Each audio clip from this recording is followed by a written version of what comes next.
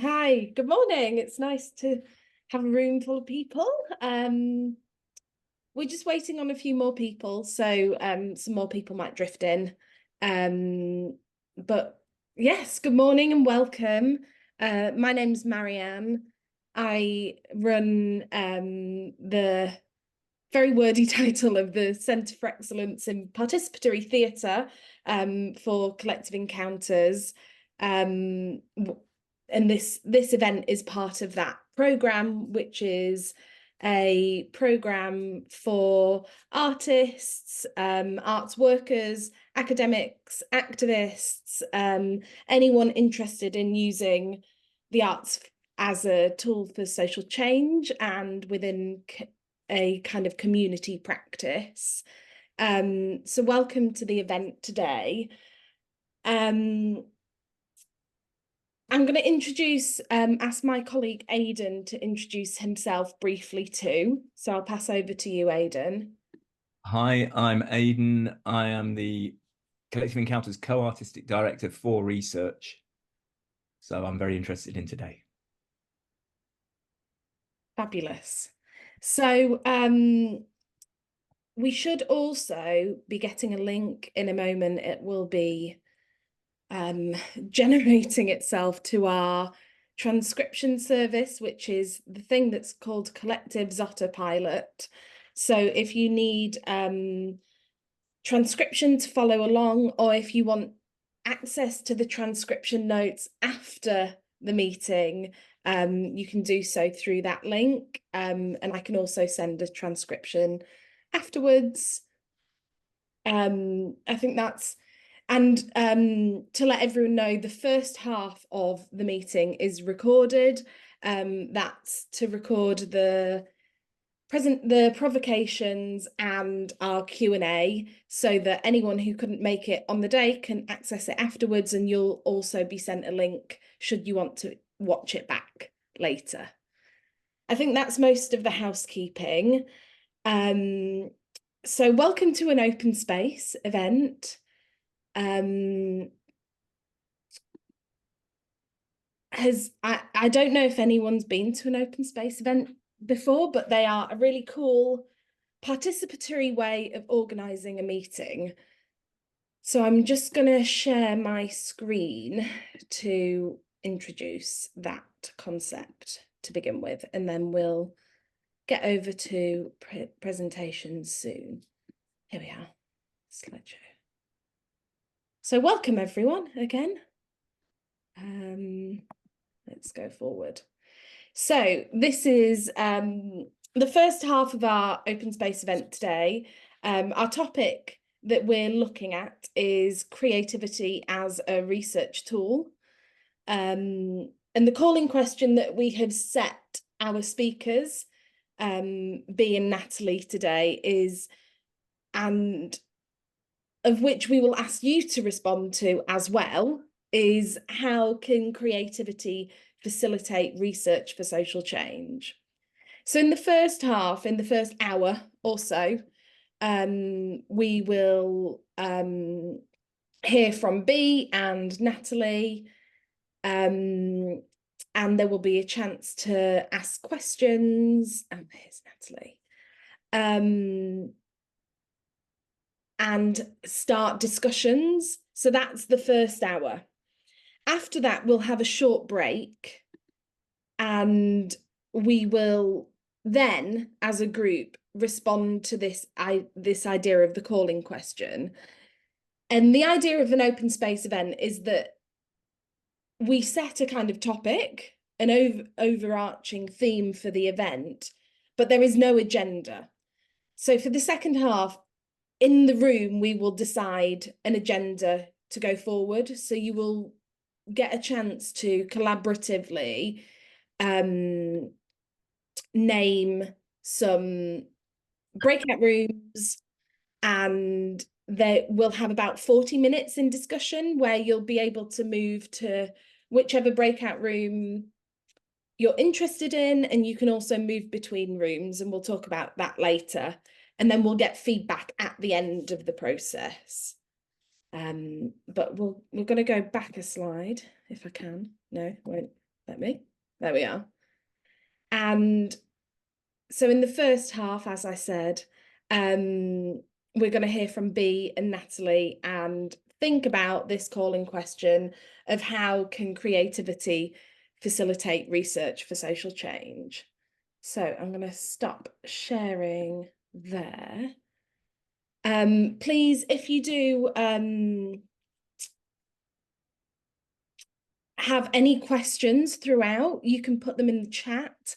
Aidan will be facilitating the Q&A after we've heard from both Bea and Natalie. So yeah, please put them in the chat, or if you want to keep your questions and raise your hand, you can ask them when Aidan comes round to facilitating that Q&A. I hope that all makes sense. So without further ado, I'd like to introduce Bea Egid.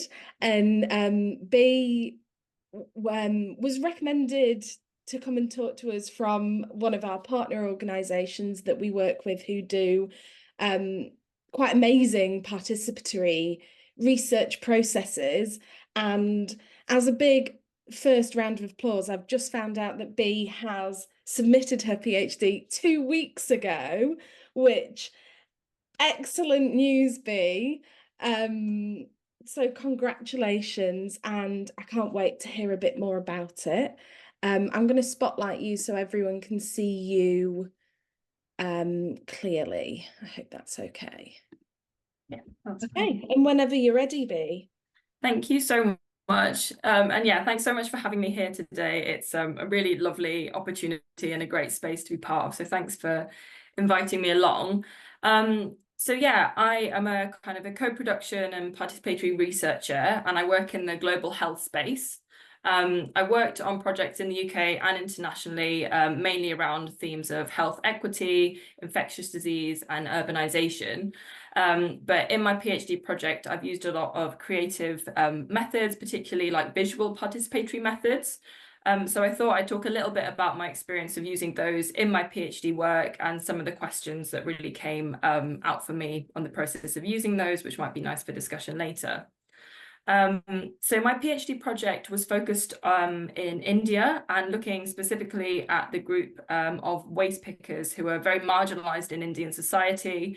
They're a low caste group who are very disconnected from the health system and live in conditions of poverty.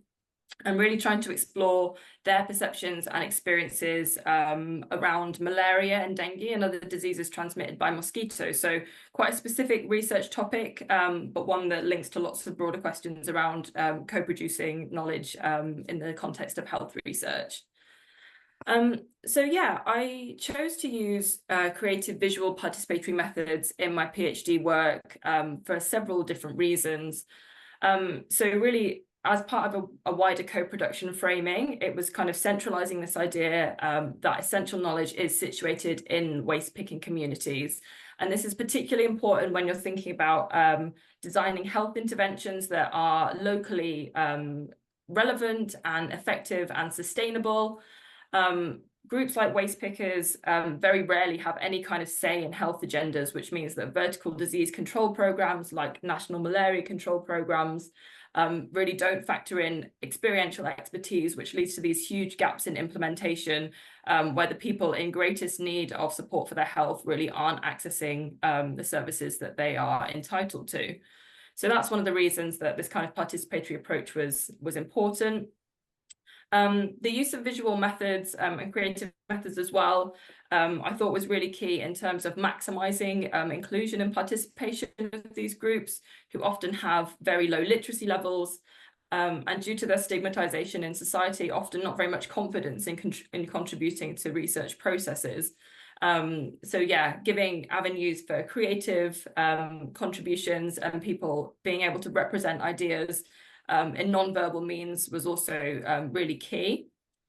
And also the kind of, fundamental, one of the fundamental aspects of these participatory approaches which is around shifting power from researchers to communities, and helping to increase capacity and confidence was really key. Also helping to raise questions that are often overlooked when you're looking from your kind of academic research perspective, and really allow participants to bring what they want to bring to the research process to help in sort of driving broader social change. So the method that I wanted to chat about a little bit today is Photovoice, which I'm sure lots of you will have heard of. It's a participatory method that's used for knowledge production, where participants take photographs on a theme related to something happening in their community, which allows people to reflect on strengths and concerns in their communities, and then people discuss photographs after that and kind of draw out meaning from those pictures. Photovoice is really powerful in that the outputs can be used to reach wider audiences. So they can be used as tools for advocacy and seeking accountability, and also encourage further critical dialogue on an issue. So yeah, we used this method with waste picking communities in India. We trained a group of waste pickers on the method, the ethical considerations about taking photographs and using photographs.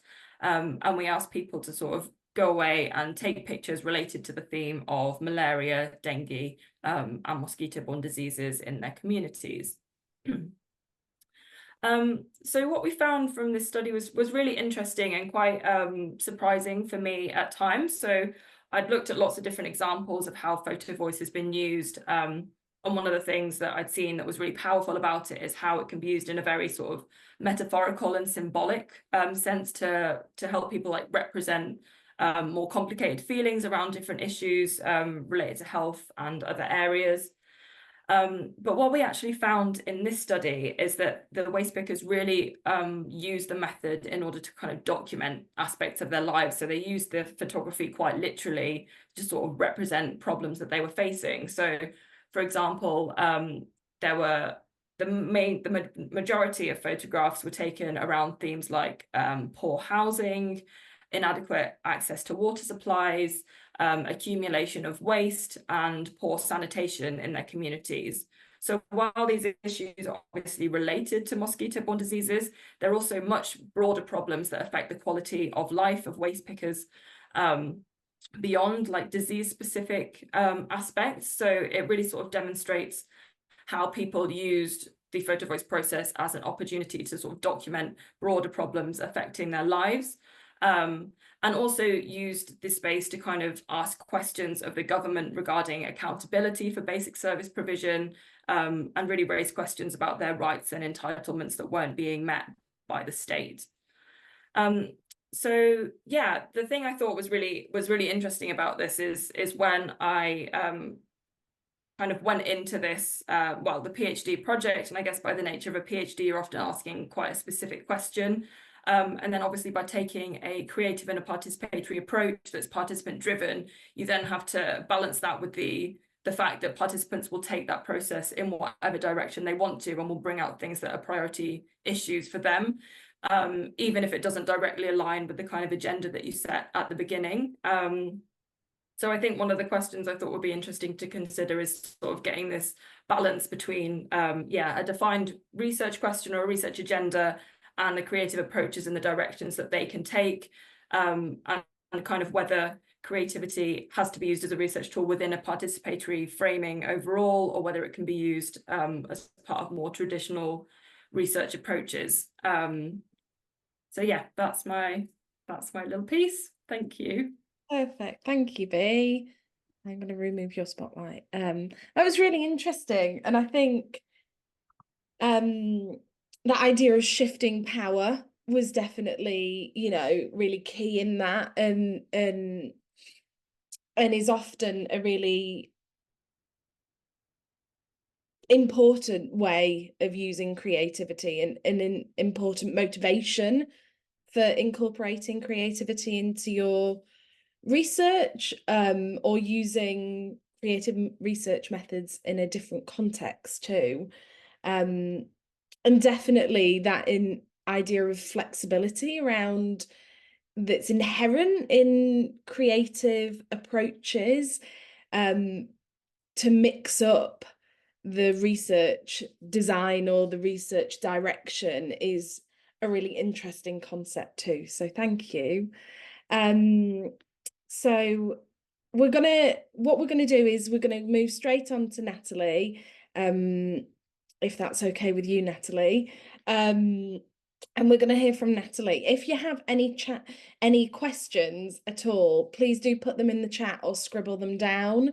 Because when we've heard from Natalie, we will field some questions for both of our speakers, which Aidan, as I said before, will chair.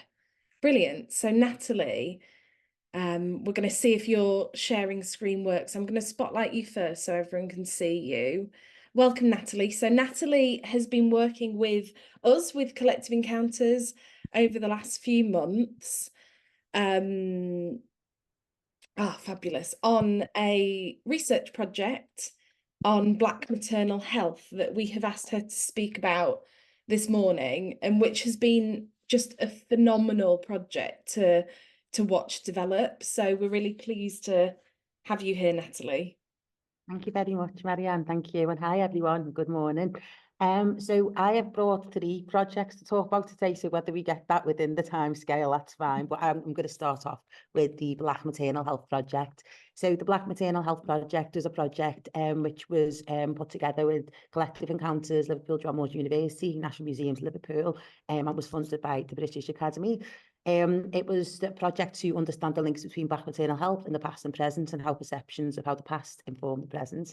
The idea was that we would want to provide an opportunity to steer future historical research and shape how history is presented in the museum. Also work with John Moore's midwifery team to decolonise midwifery curricula and look at gold standard of care for Black women, and to contribute to closing the Black maternal health outcome gap, which at the moment is around about 4 times more likely to die in childbirth than white counterparts.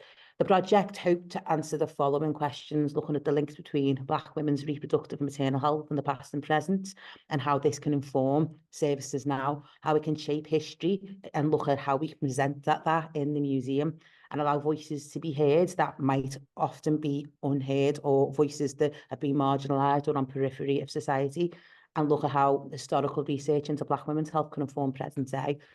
So the way we set this up is there was a project team with representatives from all of the different organisations. I was the lead artist as well as the project manager, and we also had the amazing Michelle Richards involved as well. We divided it into 5 2-hour and 2 4-hour workshops, and the format was sort of agreed with the women who recruited Black mothers who wanted to come and be involved with this particular event. I'm just noticing a typo, which I'm very angry about, but we'll ignore that. We move.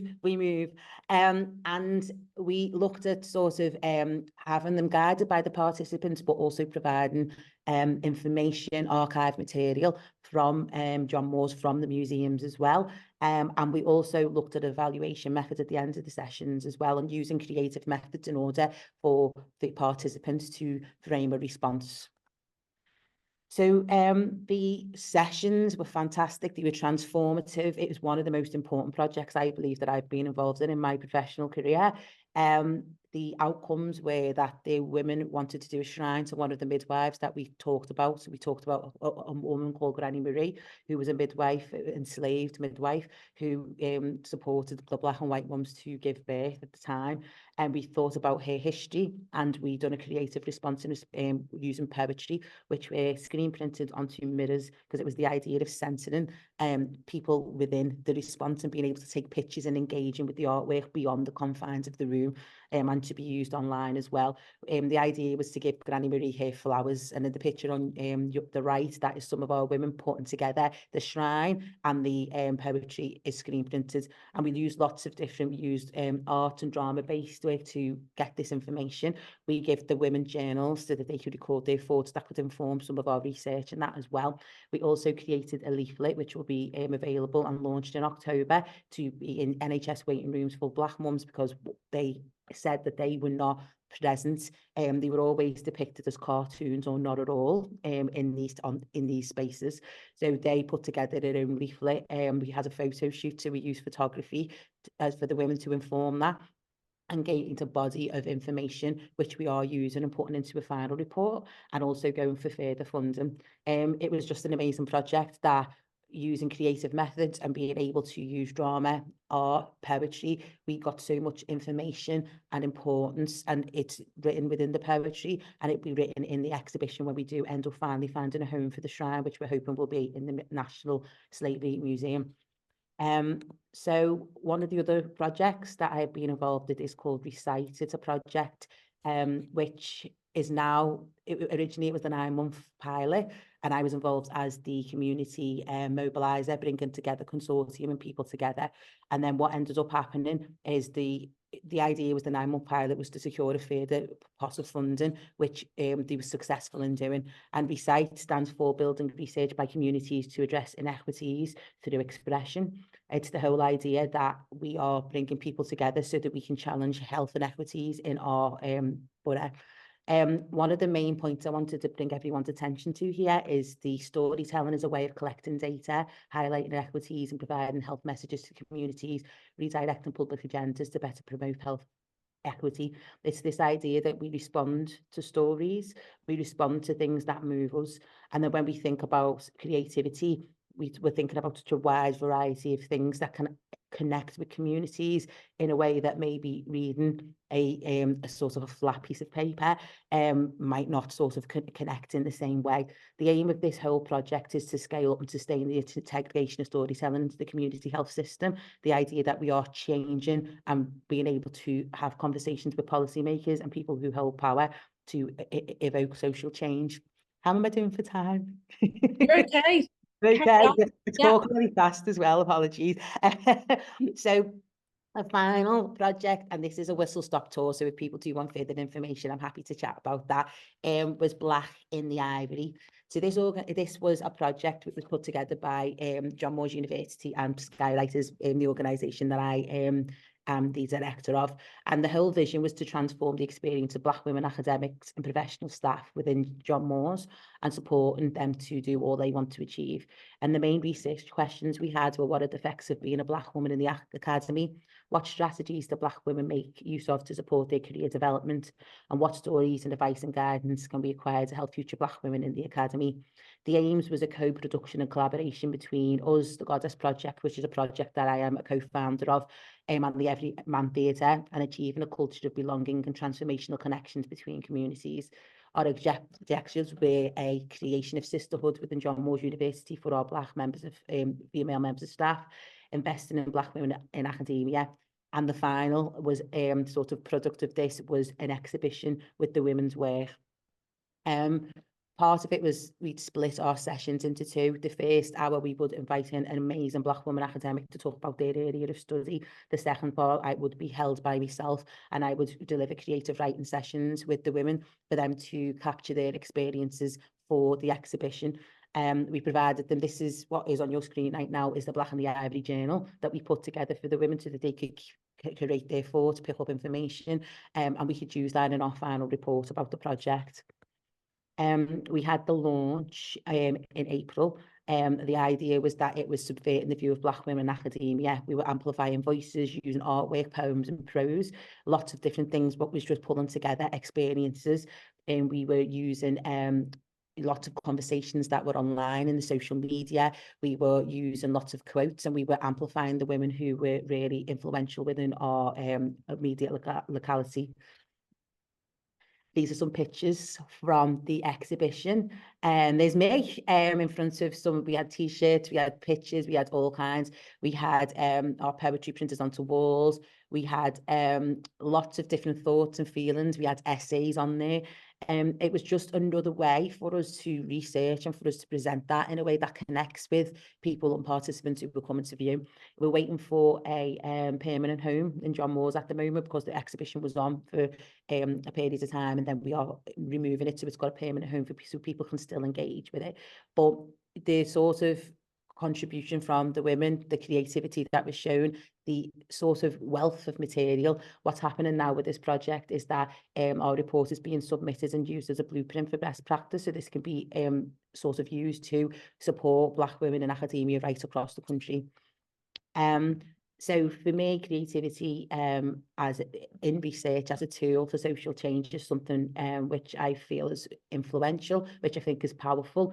Also lots of fun. And I think sometimes we forget about fun when we're being the big serious sort of either academics or change makers or activists within our immediate sort of lives.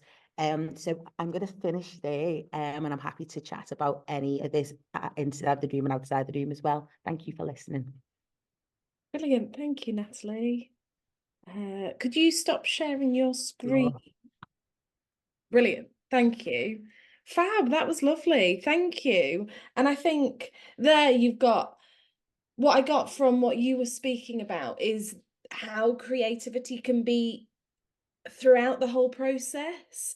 So you've got it from, you know, from the inception of the project to the data, you talking about storytelling as data collection, as a way of making understanding, and stories helping us, you know, process, gather information, but also into kind of dissemination, and with the Black Maternal Health Project, disseminating into spaces that probably wasn't the aim to begin with, to have leaflets in maternity wards, but what a fantastic outcome. And you can see how creativity had a life through the whole process of those projects. So thank you so much for sharing, Natalie.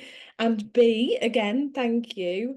Let's give one more round of applause, Zoom hands, to our provocateurs, actually, as we use the word provocation instead of presentation deliberately as a way to kind of shift up these events, because often that means people give something that means people want to give something back, which is what we're aiming for. So I'm going to hand over to Aidan now, and we're going to facilitate a bit of a Q&A around what you've just heard. So Aidan. Okay, thanks, Marianne, and thanks to Natalie and B. Just to say, Zoom is a bit of a funny environment, isn't it? So if you're feeling reluctant to ask a question, please don't. You can put them in the chat.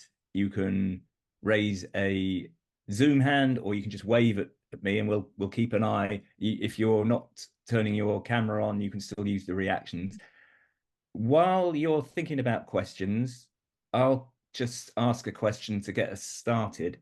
And I'm going to ask this question of both Natalie and B, but starting with Natalie, if that's okay. I was really struck when you were talking about the Black Maternal Health Project, about this idea of the usable past, I think you said. Have I got that right? You mentioned an idea of the usable past, and I found that really provocative and really interesting. So it's not really a question even, I wonder whether you wanted to unpick that a bit and explain a bit more about what a usable past is, and then maybe B could come in as well on what because B, you were speaking about the documentary nature of what your project participants were engaged in, and obviously that is, I wondered whether that also referred to past experiences. So yeah, just this concept of the usable past. And in the meantime, people, please do put questions in the chat, or put a reaction up to say that you want to ask a question. Okay, so yeah, for me, the work that I do is often with Black women or groups who are have been marginalised and experience of being marginalised through no fault of their own.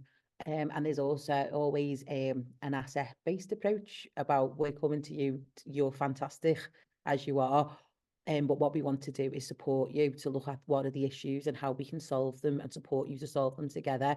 And obviously, you know, in this environment of Black mums, it isn't up to them to make the changes in healthcare, for example, or in society, but it is the idea that they are experts in their own lives. they are Black mums who are living, breathing through their experiences. And for me, the usable past is about this idea of how can we use experiences that we've had, that might be collective experiences, to inform future practices for such an important topic. When we see the statistics about the amount of Black mums that are dying in childbirth, and then when we understand that there was a case, you know, quite local, happened in Liverpool in the last year, I think the stakes are really high. So for me, it is about us exploring the past, exploring the present past in terms of the experiences of the women, but then also connecting that back historically to stories, to experiences that have happened, and looking about how we can take lessons learned, information, how we can take, there was an emphasis on heritage and cultural responses about how maybe things that you do when you're pregnant or are in childbirth that have been passed down through mother to mother in Black families, for example. We looked at holistic models of care. We looked at things like, you know, when I was growing up, there were certain teas to help you feel better that, you know, in our families we would use. So it was this idea of us sharing a wealth of knowledge, looking at the past immediately and looking at the past for Granny Marie in Louisiana in the 1800s, and the connections that we can make in that past in order to inform. I don't really think there's any new stories. I feel like all the stories that we have are connections and linked, and we're all, you know, tied to each other through some form of tapestry in a way. And when we talk about usable past, we talk about past that can interchange, and that can be useful to informing the future, whether it be of healthcare, you know, of life, of relationships.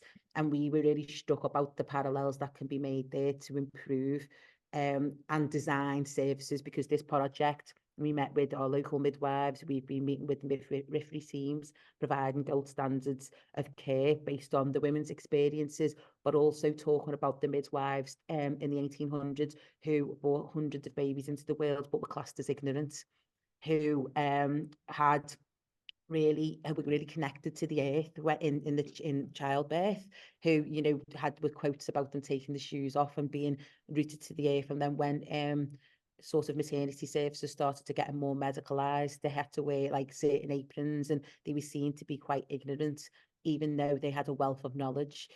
And what we were doing was looking at how there could be parallels to the now, and we were talking about doulas and about different sorts of types of care and types of birth that people can have. So yeah, I'm really rambling at the moment because I can talk about this all day. But it's this idea of these stories that might be lost or hidden, or maybe kept in families, that we can share and learn from and inform. Thanks, Natalie. That's amazing.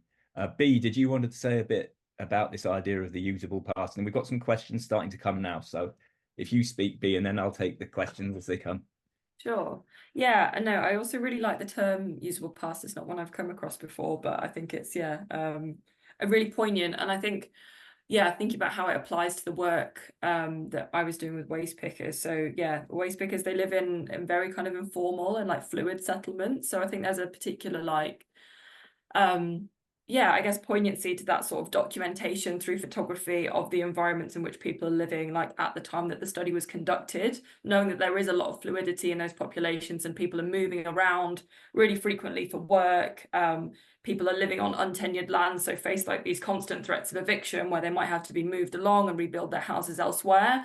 So I think, having a way to kind of document the lives that people are living at that time is really important. And as a counter to that, while there is this fluidity in the population, there's also like a big denial from the health system that waste pickers stay in the same places for extended periods of time, which many do. Like some of the communities that we worked with have been living informally on this land and in these shelters that they constructed for themselves, but for sort of 6, 7, 8 years. And there's this real assumption from the health system that these are just communities that move around all the time. So I think, again, having that opportunity to sort of document the spaces in which they're living and have you know, a tangible output to say, like, this is our lives and these are the places that we're living, and we actually want investment to help us have access to what we're entitled to in these places, is really important as well.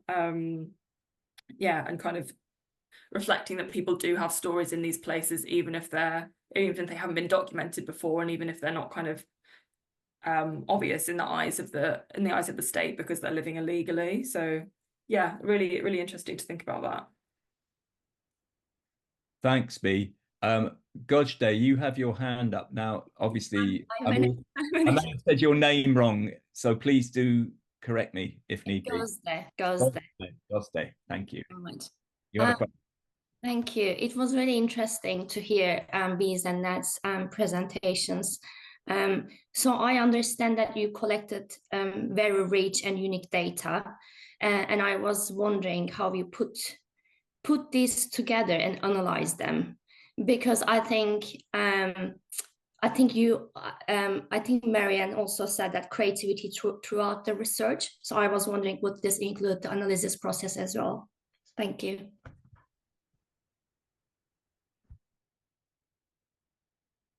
Sorry, is that for me? Yeah, and also, like, I was also wondering whether you come across any challenges when you're analyzing data, and how did you overcome those? Yeah. I think that could be for either of you. So if you want to go first, Natalie. Yeah, that's fine. I think for me, it was sort of, I think what Marianne said was right. Creativity for all of my projects was included in the planning stages. So we were really clear that this was tools that we were going to use, and the creativity wasn't just a side product or a tool. It was sort of it was part of the whole project. So I think we used sort of different methods to be able. So the journal, for example, was one. It was this idea that we could collate thought, and we could use these things in terms of a more of a narrative style. And a lot of the stuff we're looking at is like qualitative data from small amounts of the projects that we're working with. They're not massive groups of people. I think for the Black and the Ivory, we started off with 20, but we narrowed that down to smaller. I think for the Black Maternal Health Project, we had 5. So it's a very small sort of collation, a number of people that we are analysing our data from. So our information stuff that we pull out of there, we ask the questions, we look at it in a sort of a narrative style, and we make recommendations based off that, and then we tie into our sort of research, our methodology, all of that. So for us, it wasn't really an issue because of the number that we were analysing the data of, and also because it was something that was included in our original plan. And we had project planning meetings, for example, on a weekly basis. We would have them conversations. We would sort of include the briefing sessions for up to an hour after each project, with myself and Michelle. So we would review the sort of the things that were said, the sort of feelings within the room. We would make sure that we sort of were on the same page with some of the data that we collated, and some of the information that we collated that wasn't sort of demographic and wasn't sort of more numerical data. So for me, it's always embedded into the process rather than an afterthought, or rather than something that it's just a we'll do it, we'll just see what happens. There was a certain freedom, especially in the Black Maternal Health Project, because we did want that to be led by, we had the artist in terms of me and Michelle, and then we were having sort of whatever was coming out of that to be led by the women. But then we still made sure that we embedded our time into that to analyse and come up with, you know, what were the responses to that, what were the consensus for that. And then we included the women in the analysis of some of the stuff that came out of that as well. So we had conversations with them about the outcomes, the discussions, the research questions, and pulled that out. So, for example, the leaflet we're in the process of finishing at the moment, and they are involved in that. For the poetry that we pulled that out, they were fully involved in that. Any of the discussions that we had, we ensure that they have a say and oversight onto things that we're doing. They will see the report before it's finished, all of this type of stuff. So there's quite a collaborative process with this, so it becomes more co-production, which is also a thread that runs throughout as well. Sorry, what was the second half of your question, please? Was the challenges, was that? Yeah, fantastic. I think the challenges are ensuring that so academia's got a certain language, hasn't it? It's got a certain way of speaking. And I think for us, it was ensuring that our sort of analysis, our data, our reports could be read by the women and understood by the women, and it could also sort of translate to whoever it needs to translate, whether it be for further funding, whether it be for ensuring that it's taken seriously, to be honest. And I always find a struggle within these type of projects that I do, because sometimes you sit there and you read some of these sentences, and by the end of the sentence, I don't know what you're talking about, because it's just academia, isn't it? You're just like, really? It's like I've gone off on some tangent here, don't know what you're talking. And I think we're really open and honest about that, and we're trying to make that accessible.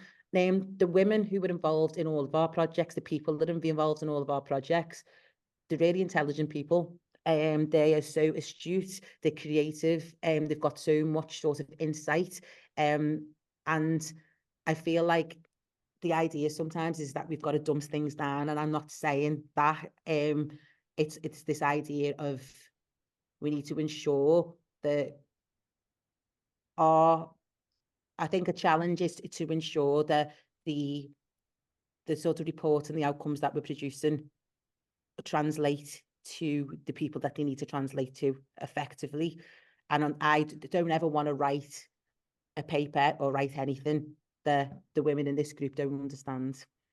So I feel that's one of the challenges is for me, is about to ensuring that we are meeting what we need to meet, and that we're also not putting barriers up to the very people that we are working to support. Because I was having this conversation the other day actually about how sometimes like there's lots of barriers in academia. You know, these people are sometimes over consulted to death, and then their papers are put behind paywalls, or then they can't access them, or when they do get them, they are written in such an obscure way that they're actually not even sure what the point of it is. So that for me is also maybe from an ethics perspective, to be honest, to ensure that that we are paying tribute to the amazing people that are participating in our projects, and ensuring that we're not writing about them, we're writing with them, and that these projects are supporting them to be involved in social change, not where these amazing people have got all the answers because they're amazing, they're equally amazing. And I feel especially the Black Maternal Health Project was one of the most transformational projects I've been involved in.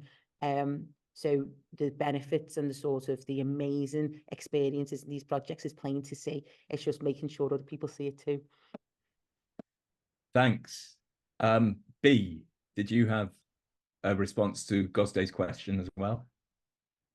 Yeah, sure. So yeah, firstly, thanks so much, Natalie. So many interesting points raised there. Yeah, I think in terms of analysis and how we kind of handled the data. So I think, yeah, first of all, I think a real strength of using sort of participatory and creative methods is the triangulation. So like, as Natalie was saying, using lots of different methods and kind of trying to bring together and integrate the findings from each one to sort of develop what your key ideas and key themes are. So yeah, we used Photovoice in this project. We also used kind of participatory mapping and like seasonal calendar exercises to try and build up that contextual understanding of the communities that we were working with, and how those threaded into the kind of more experiential and like documentary aspects that were coming out in the Photovoice. And then also involving participants in co-analysis processes, again, as Natalie said. So yeah, for example, the Photovoice, that was done with individual participants who took photographs, and then we had interviews with them. But then we brought community groups together to look through the kind of the range of photographs that were taken and help sort them into initial emerging themes. And those are the themes that I used to build on in my analysis for my PhD. So sort of directly using the way that the participants conceptualize these kind of different aspects coming together. And I think as well, Natalie spoke to this too, but embedding kind of reflexive processes within analysis. So it's not just about the content of the data you're collecting, it's about the dynamics that were unfolding as you were doing this research, how participants were responding to you as a researcher, what the interactions were like between participants. Like that all adds so much context and richness, and like is really essential for interpreting the findings beyond transcripts of conversations and beyond photographs.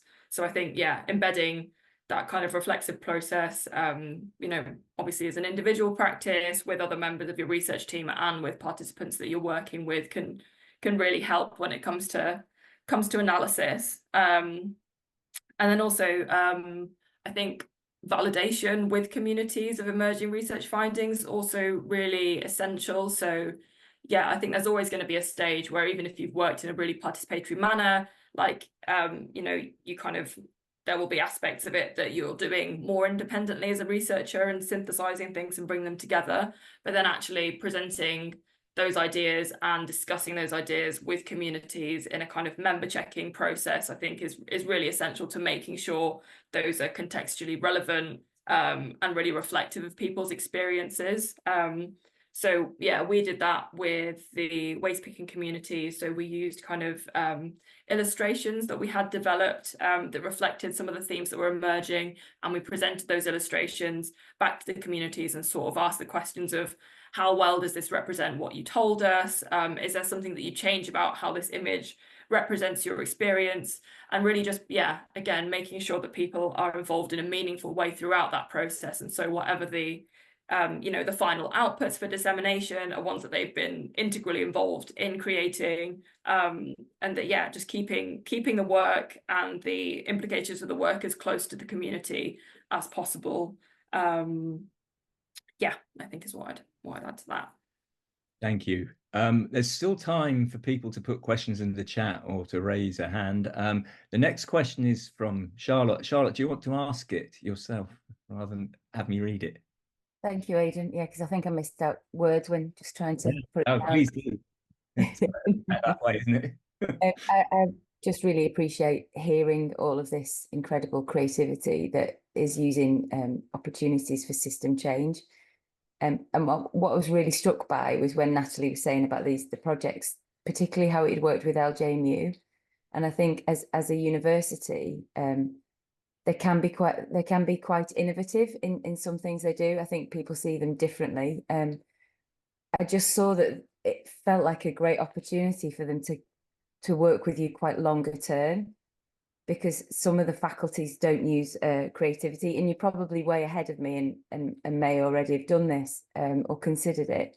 But I just thought whether there was an opportunity for them to retain you as an artist in residence, because it's the Art School 200 next year.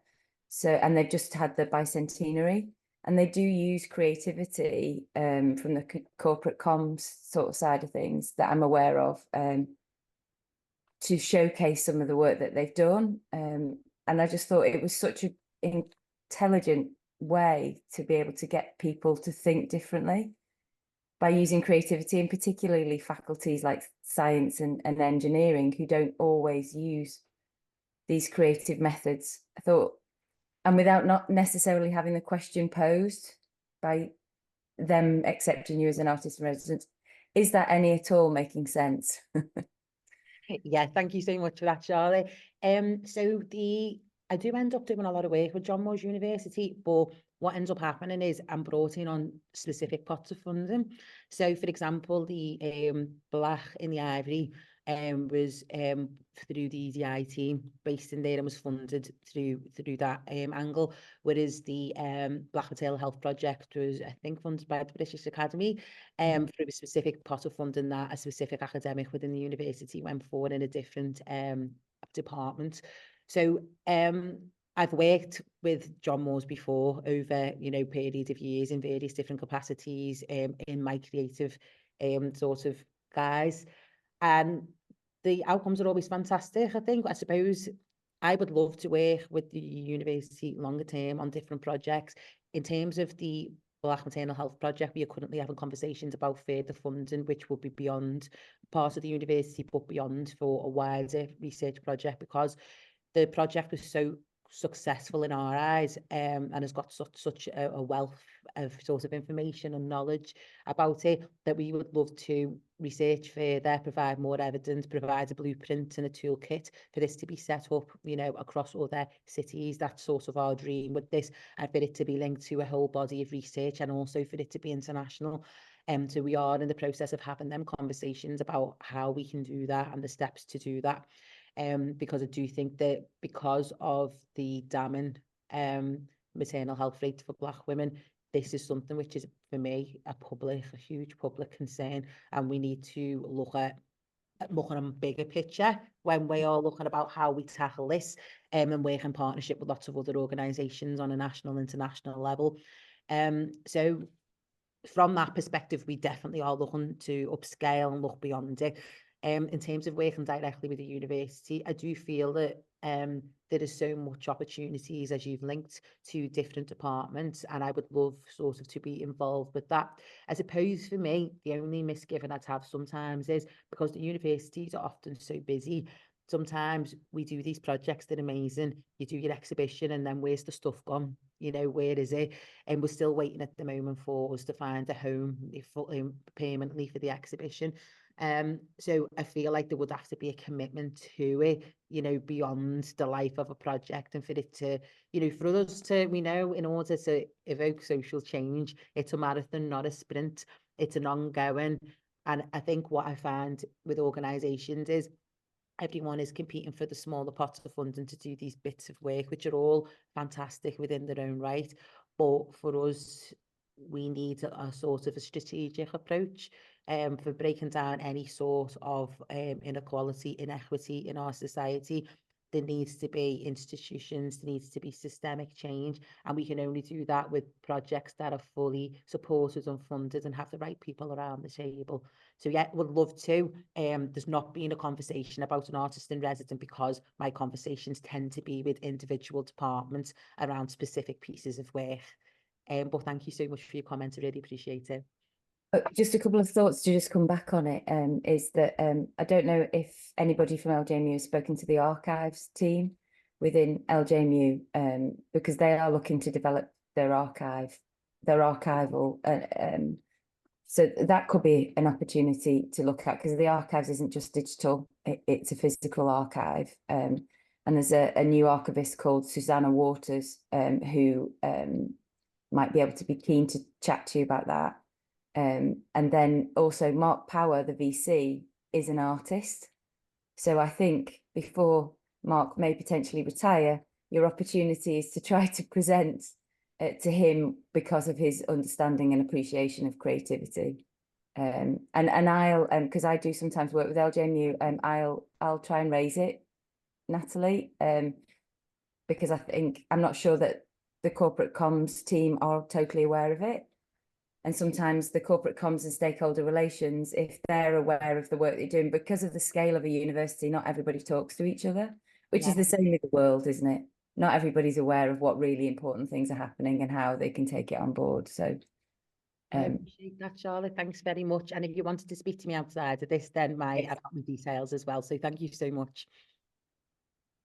Natalie, are you okay to maybe share your details in the chat, or shall we pick people up if need be? That would be brilliant. Thanks.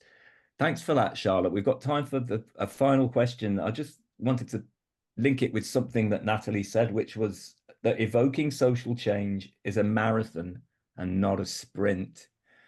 But unfortunately, our experience is that universities set the agenda, and that funding pots are very short term, but also because of the way the university systems work, they take vast amounts out of the funding stream before it even gets to external collaborators like Natalie, like us. So there's some big structural problems there. And Julia has a question that sort of touches on that. So Julia, do you want to go into that, ask the question? I mean, it was just kind of a provocation in my own head, really. Kind of, I don't know if there is an answer, but I'm aware when I work with groups, I come in with whatever. I'm trying to be good, but I've got a funding agenda, you know, and I do allow the projects to go where they want. But the participants, you know, if you could turn that on its head in some way and kind of go to a community, go, right, we've got a set of researchers here. Is, you know, who would you like to choose and what would you like to research about your community, and kind of just turn it upside down. But I don't even know if that's possible because of the funding structure, but however much we're trying to dislodge that power structure, I mean, I'm just aware that it's still there, really. Yeah, and I would agree with you there. I think we've got to be really honest about our position and our privilege within the societies and the rooms that we operate in. It's interesting is I'm at an anti-racism conference at the moment in York, and we were talking yesterday to one of the PhD candidates who was talking about the work that she is going to be carrying out in Liverpool over the next years, and she was talking about how she's visiting and trying to keep it as open as possible about the sort of aim, but obviously she's got her own PhD which sits on that, which she's doing. And I suppose for me, but as to be truly able to do that, you would have to have sort of unrestricted funding that is aside for this, that you can actually be honest and open about and say, we've got X amount of funding here for the research project, and the project is based on the community's needs, and there's nothing attached to this from our end apart from we do a project. I think for us to be really open and honest about that, but then even then there's power dynamics in the point of, if people change that project midway because they're not feeling it, how does that allow us to get the outcome that we want? So I think for me, when it comes to power imbalances, when it comes to co-production, we can remove as many barriers as possible, or we can aim and be transparent. And it's about being transparent with our communities and saying, this is the end point, this is what we need to pull away from this, and being honest about the limits of that, especially when you are classed as a professional coming into a community to deliver a certain set of outcomes or to hit a certain number of targets. There's always going to be a power imbalance, but I think for me, if we do it ethically, if we engage in the right way, if we see it as an asset-based approach rather than a deficit approach that so many of our marginalised communities face. You know, I've lived in Toxteth all my life. Only recently moved in the last couple of years, and you just get over consulted to death and over asked to death, and to the point where you lose trust with people and you're not interested. You think, well, the last 3 people who come and done a project like this, we didn't see them for dust once the money run out. So we've got to be really aware and honest about how our communities, who might sometimes be living in quite difficult environments or experiencing sort of inequities which are quite pronounced and intergenerational, are going to receive that. So I think for me, it's starting honestly saying we get it, that there's not going to be a complete power equality here, but we're going to try and do the best that we can with what we've got and try and do that co-production. And that's the conversation I was having with this lady about how she's going to approach the work that she does in Liverpool. Thanks. I can see that Vivica has a hand up. Marianne, have we got enough? Can we squeeze that one in? Can we squeeze? I think it depends what the question is. Can it be brief? It's actually just a thought, again, like an internal provocation or response to things that have been said, and it's really, really brief, but I feel that it's really important in Oh, we've lost your sound, Vivica, or at least I have. Yeah, we can't hear you. Oh, can you hear me now? Yeah. Oh yeah. Come back. Sorry, don't know what happened there. Let me know if I'm disappearing again. No, I just feel that it's really important to put a focus on sort of the dissemination of our findings of projects as well in a creative way. So not just use creativity in the research phase and the co-production phase, but also look at how can we communicate our findings in a way that speaks to an audience that is a non-academic audience, especially if the projects are about social issues concerning non-academic people. So I really like the idea, and I've heard about this project in Australia, where they use professional artists to come into an academic setting and translate research findings into whatever performance pieces, a music piece, exhibition, whatever it is, to really speak to that non-academic audience. And I think that's kind of part of the bigger conversation we're having here, where creativity is part of research. That was just something that went on in my head. And I think that's that's something to hold on to, because in the second half we will be looking at what is it that we want to talk about, what are the conversations from this that we want to take forward. So thank you so much for sharing that, like, small provocation. I think we're going to have to wrap up our Q&A here, but I just wanted to say thank you again to B and Nat for coming and so generously sharing your projects and processes, and for everyone for engaging in that part of the Q&A. So thank you once again. We'll give another Zoom round of applause.